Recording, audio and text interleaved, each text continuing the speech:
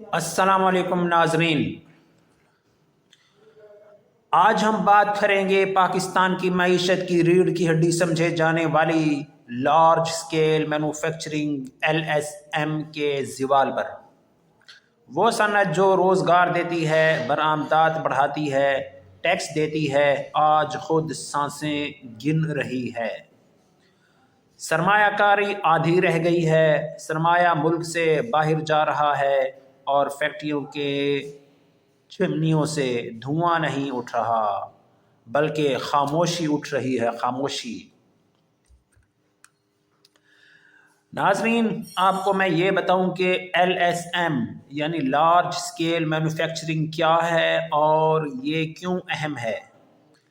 LSM میں شامل ہیں: number 1 cement, number 2 steel, number 3 automobile, number 4 textile, number 5 fertiliser, number 6 sugar, number 7 chemicals کی industry. یہ 7 industries LSM یعنی large scale manufacturing میں شامل ہیں۔ یہ سیکٹر ناظرین GDP کا بڑا حصہ ہیں، لاکھوں نوکریاں پیدا کرتا ہے۔ یہ سیکٹر ایکسپورٹ آمدن میں اضافے کا باعث ہے اور اسی سے ہی ایکسپورٹ ہوتی ہے۔ حکومتی ٹیکس ریونیو میں اس سے اضافہ ہوتا ہے، لیکن آج یہی سیکٹر شدید بحران کا شکار ہے۔ ناظرین، LSM زوال کے اعداد و شمار: کئی مہینوں سے LSM کی گروتھ منفی ہے، منفی، پازیٹیو اور اس میں اضافہ تو دور کی بات، منفی ہے۔ سرمایہ کاری پچھلے چند سالوں میں تقریباً 50% کم ہو چکی ہے، درجنوں فیکٹریاں بند ہو چکی ہیں، اور اس کے علاوہ کئی صنعتیں جزوی پیداواری صلاحیت پر چل رہی ہیں، یعنی کہ انہوں نے اپنے آپریشنز کو کافی حد تک بند کیا ہے اور مکمل شٹ ڈاؤن کی طرف جانے کی بجائے انہوں نے اپنی پروڈکشن کو تھوڑا کر دیا ہے۔ یہ صرف نمبرز نہیں، یہ لاکھوں خاندانوں کی روزی روٹی کا سوال ہے۔ ناظرین، سرمایہ کاری آدھی کیوں ہو گئی ہے؟ سوال تو یہاں یہ بنتا ہے۔ آئیے اب اس کا جواب ڈھونڈنے کی کوشش کرتے ہیں۔ اس کا جواب یہ ہے کہ پالیسیوں کا عدم تسلسل۔ ہر حکومت نئی پالیسی بناتی ہے اور پرانی ختم کر دیتی ہے۔ سرمایہ کار کنفیوزڈ ہیں، خوف زدہ ہیں، اور ان میں غیر یقینی کی کیفیت ہے اور وہ غیر یقینی کا شکار ہیں۔ پھر نمبر 2 پر آ جاتا ہے ناظرین، مہنگی بجلی اور گیس۔ پاکستان میں بجلی خطے میں سب سے مہنگی ہے اور گیس نایاب ہے اور غیر یقینی ہے۔ گیس آنے نہ آنے کی کیفیت غیر یقینی ہے، گیس آئے گی نہیں آئے گی، یعنی غیر یقینی کی کیفیت ہے۔ فیکٹری پھر کیسے چلے جب گیس ہی نایاب ہے اور غیر یقینی کی صورتحال ہے؟ تو فیکٹری کیسے چلے؟ شرح سود 20% کے قریب ہے۔ نمبر 3 جو ریزن ہے وہ یہ ہے کہ شرح سود 20% یعنی 20% کے قریب ہے۔ قرض لینا ناممکن ہو چکا ہے، نئی صنعت لگانا خودکشی کے برابر ہے۔ نمبر 4 پر آ جاتا ہے ٹیکس دہشت گردی۔ FBR کا سخت رویہ ہے، بے جا نوٹسز بھیجے جاتے ہیں، رشوت اور ہراسانی کے واقعات ہوتے ہیں، کاروباری لوگوں سے رشوت لی جاتی ہے اور ان کو ہراساں کیا جاتا ہے۔ نتیجہ سرمایہ کار ملک چھوڑ کر چلا جاتا ہے اور پاکستان کی چاہے لارج اسکیل مینوفیکچرنگ ہو چاہے اسمال اسکیل مینوفیکچرنگ ہو، تباہی و بربادی کا شکار ہو جاتی ہے، کیونکہ سرمایہ کار ملک چھوڑ دیتا ہے۔ اور وہ کیوں چھوڑتا ہے؟ وہ اس لیے چھوڑتا ہے کہ FBR کا سخت رویہ ہوتا ہے، پھر بے جا نوٹسز ہوتے ہیں، پھر رشوت اور ہراسانی ہوتی ہے۔ اب آگے بڑھتے ہیں، کیپٹل فلائٹ، سرمایہ ملک سے کیوں بھاگ رہا ہے؟ کیا ریزن ہے کہ کیپٹل فلائٹ ہو رہی ہے پاکستان سے اور سرمایہ ملک سے بھاگم بھاگ جا رہا ہے؟ پاکستانی سرمایہ دبئی میں جا رہا ہے پاکستان سے، پھر سعودی عرب جا رہا ہے، پھر ٹرکی جا رہا ہے، پھر بنگلہ دیش جا رہا ہے، پھر ویتنام جا رہا ہے۔ ان 5 کنٹریز میں پاکستان کا سرمایہ بھاگم بھاگ جا رہا ہے اور لوگ دھڑا دھڑ پاکستان سے اپنے کاروباروں کو بند کر کے اپنا پیسہ لے کر ان 5 ممالک کے اندر انویسٹ کیے جا رہے ہیں۔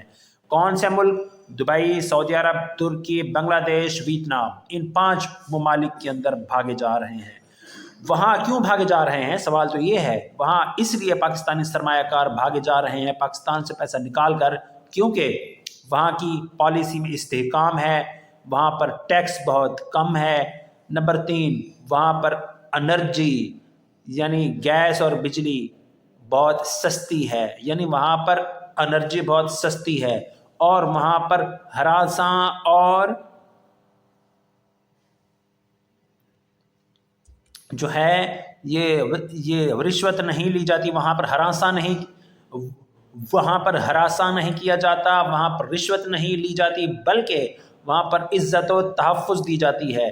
یہ 4 وجوہات ہیں جن کی وجہ سے پاکستان کا سرمایہ کار اپنے پیسے لے کر اور اپنی فیکٹریاں کوڑیوں کے دام بیچ کر ان 5 ممالک میں بھاگم بھاگ جا رہا ہے، جن کے نام میں نے ابھی آپ کو بتائے ہیں۔ یہ سرمایہ پاکستان میں ہوتا اگر، ناظرین اب میں آپ کو بتاؤں کہ یہ لوگ اگر پاکستان کو نہ چھوڑ کے جاتے اور یہ سرمایہ اگر پاکستان میں ہوتا تو پھر کیا ہوتا؟ پھر یہ ہوتا جو میں آپ کو آگے بتانے جا رہا ہوں۔ پھر فیکٹریاں بند نہ ہوتی بلکہ چلتی رہتی، پھر نوکریاں ختم نہ ہوتی اور بے روزگاری نہ بڑھتی بلکہ نوکریاں ملتی رہتی پاکستانیوں کو پرائیویٹ سیکٹر میں۔ پھر یہ فیکٹریاں اگر چلتی اور نوکریاں پیدا کرتی تو یہ جو پروڈکشن کرتی یہ اپنی پروڈکشن کو ایکسپورٹ کرتی۔ جب یہ پاکستان میں اپنی مینوفیکچرنگ کر کے پروڈکشن کر کے بیرون ممالک ایکسپورٹ کرتی تو پھر پاکستان میں باہر سے ڈالر آتے اور ڈالرز پاکستان کے ڈالرز میں اضافہ ہوتا، لیکن وہ انفارچونیٹلی موقع رہ گیا ہے، ختم ہو گیا ہے۔ اب بات کرتے ہیں متاثرہ صنعتوں کی۔ نمبر 1 پر ہے آٹو موبائل، پیداوار ان کی آدھی ہو چکی ہے۔ اگر ہم آٹو موبائل سیکٹر کی بات کریں تو آٹو موبائل سیکٹر کی پیداوار آدھی رہ گئی ہے اور قیمتیں جو ہیں وہ آسمان پر چلی گئی ہیں اور فیکٹریاں جو ہیں وہ بند ہو چکی ہیں۔ اب بات کرتے ہیں ٹیکسٹائل کے سیکٹر کی۔ ٹیکسٹائل کے سیکٹر میں برآمدی آرڈرز، یعنی جو پاکستان نے اپنی پروڈکٹس، پاکستانی ٹیکسٹائل فیکٹریوں کو جو ایکسپورٹ کے آرڈرز ملے ہوئے تھے وہ بہت کم رہ گئے ہیں، بہت تھوڑے رہ گئے ہیں۔ پھر یونٹس جو ہیں ٹیکسٹائل انڈسٹری کے کافی سارے یونٹس جو ہیں وہ پاکستان سے بنگلہ دیش منتقل ہو چکے ہیں۔ پھر کیا ہوا ہے؟ پھر ٹیکسٹائل انڈسٹری میں، ٹیکسٹائل سیکٹر میں مزدور بے روزگار ہو چکے ہیں۔ اب کون سوچے کہ میں ٹیکسٹائل کا ڈپلومہ کروں اور جو ہے میں اپنا ٹیکسٹائل فیکٹری میں کام کروں یا نوکری کروں، یعنی کون کیسے سوچے؟ ٹیکسٹائل سیکٹر کے جو مزدور ہیں وہ بے روزگار ہو چکے ہیں، کوئی روزگار نہیں ہے۔ نئے پڑھنے والے اور گریجویشن تعلیم حاصل کرنے والے تو الگ سے رہے، پرانے جو لوگ کام کرتے تھے ٹیکسٹائل سیکٹر میں ان کو ہی روزگار نہیں ہے، وہ ہی بے روزگار ہو چکے ہیں۔ اب بات کرتے ہیں سیمنٹ اور اسٹیل کے سیکٹر کی۔ سیمنٹ اور اسٹیل کے سیکٹر کی اگر بات کی جائے تو تعمیرات نمبر 1 پر پاکستان میں بند ہو چکی ہیں، اور جب تعمیرات ہی بند ہو چکی ہیں پاکستان میں تو آٹومیٹیکلی سیمنٹ اور اسٹیل کی ڈیمانڈ ختم ہو چکی ہے۔ پھر آپ کو میں یہ بات بتاؤں کہ پاکستان کی جو اسٹیل مل ہے وہ پہلے سے ہی بند ہے۔ جب پاکستان کی اپنی ذاتی ریاست کی ملکیتی اسٹیل مل پہلے سے ہی بند ہے تو باقی لوگوں نے کیا کرنا تھا؟ تعمیرات بند ہو گئی بے روزگاری کی وجہ سے۔ جب تعمیرات بند ہوئیں تو سیمنٹ اور اسٹیل کی ڈیمانڈ میں کمی آ گئی۔ ریاست کی ملکیتی اسٹیل مل پہلے سے بند تھی، تو صورتحال بڑی خوف زدہ اور پریشان کن ہے۔ اب بات کرتے ہیں پاکستان کی موجودہ معاشی صورتحال کی۔ آج پاکستان قرضوں میں پھنسا ہوا ہے اور دھنسا ہوا ہے۔ پاکستان کا مکمل مالی انحصار IMF یعنی انٹرنیشنل مانیٹری فنڈ IMF پر ہے۔ پھر پاکستان میں مہنگائی تاریخ کی بلند ترین سطح پر پہنچ چکی ہے۔ تاریخی بلند ترین سطح پر مہنگائی پاکستان میں پہنچ چکی ہے۔ پاکستان میں بے روزگاری میں اضافہ ہو چکا ہے۔ پاکستانی روپے کی قدر جو ہے نہایت کمزور ہو چکی ہے۔ پاکستان کی عوام قوت خرید سے محروم ہو چکی ہے۔ یہ 6 فیکٹرز میں نے آپ کو بتائے، جو اس سے پتہ چلتا ہے کہ پاکستان کی آج کی معاشی صورتحال کیا ہے۔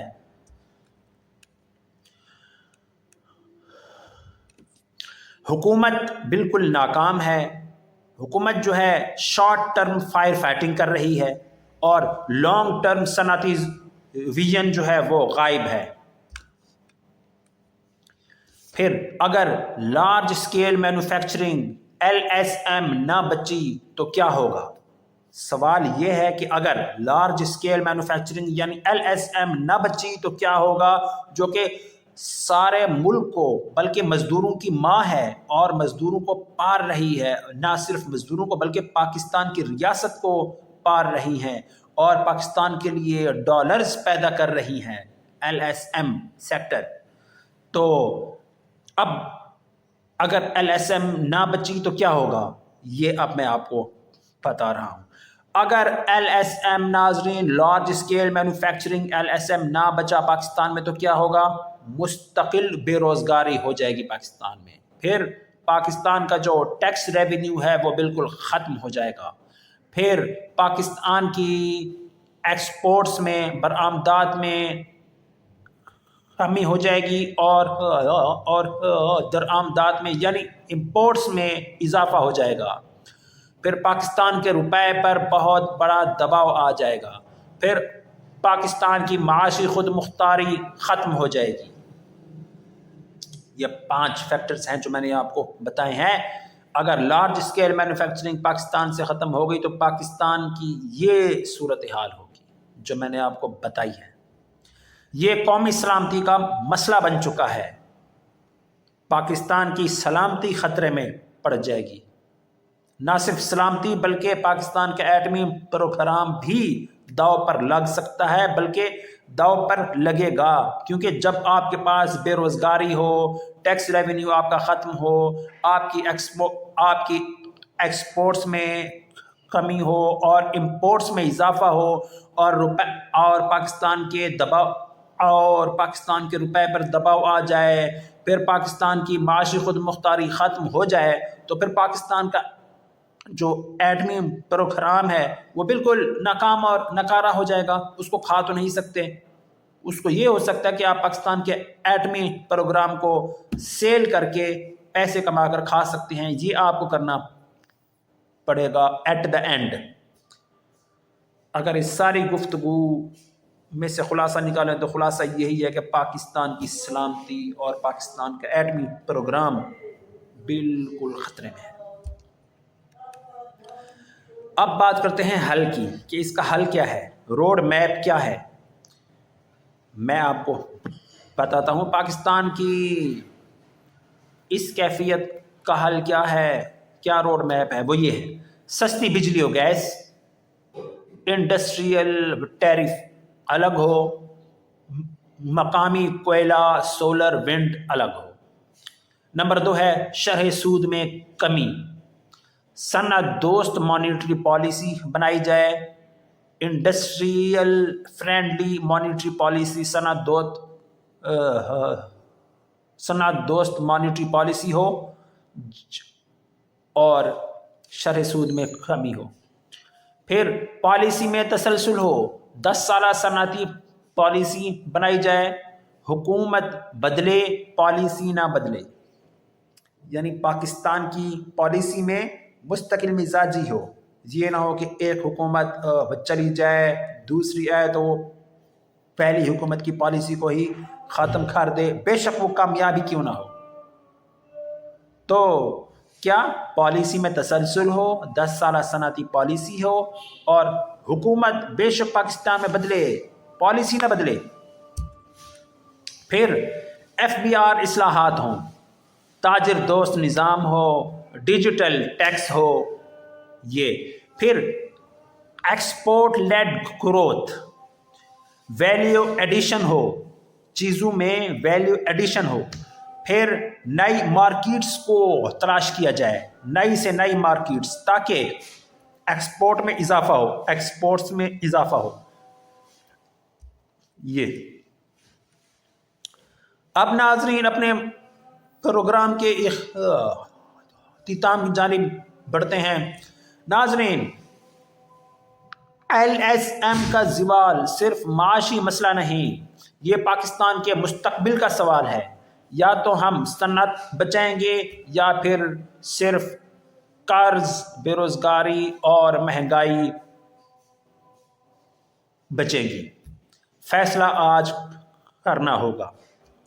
شکریہ ناظرین، مجھے اپنی دعاؤں میں یاد رکھیں۔ میری مزید ویڈیوز اور اپڈیٹس کو دیکھنے کے لیے میرا چینل لائک شیئر سبسکرائب ضرور کریں۔